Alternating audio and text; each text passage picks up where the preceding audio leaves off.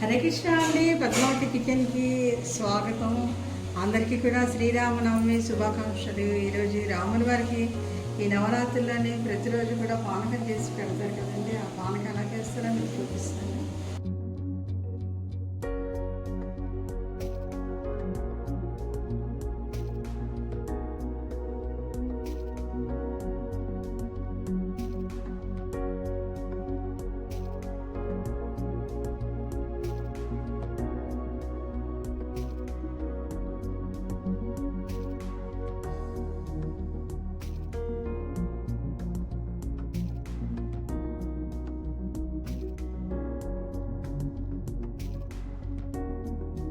రాముడి వారికి అతనికి ఇష్టమైన ప్రసాదం, రామదేవుని కథలోని అతనికి చాలా ఇష్టమైన ప్రసాదం అన్నమాట ఇది.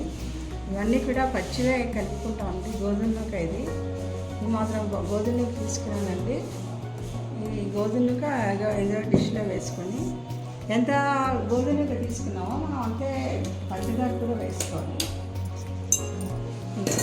సరి పంచదార అండి. కప్పు గోధుమ నూకకి కప్పు పంచదార వేసింది. ఏంటంటే కొంచెం ఆవు నెయ్యి వేయాలండి. ఆవు నెయ్యి కొంచెం వేస్తున్నాను చూడండి.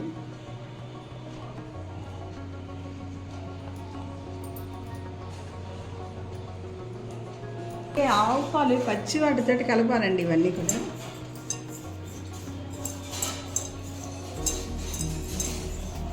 ఎక్కువ పాలు పట్టో చూసుకొని కలపాలి, అయితే పలకన అయిపోతుంది.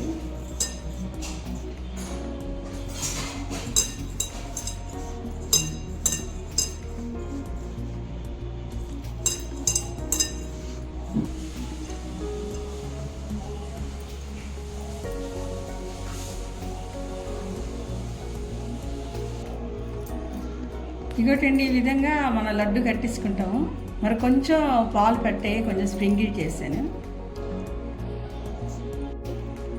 ఇంకోటండి, ఈ లడ్డుని మనం ఇలా కొబ్బరి కూరలని కొంచెం ఇలా డిప్ చేసి దీని మీద ఏమొచ్చి ఇలాగా జీడిపప్పు పెట్టుకుంటాము. వేసి మీదని కొంచెం కొంచెం కాజు పెట్టాను. తులసి వేసి ఈ ప్రసాదముని అలాగేనే ఈ పానకం ముందు చేశాను కదండి. ఈ పానకం రెండు కూడా రాముడి వారికి భోగం పెడతాను.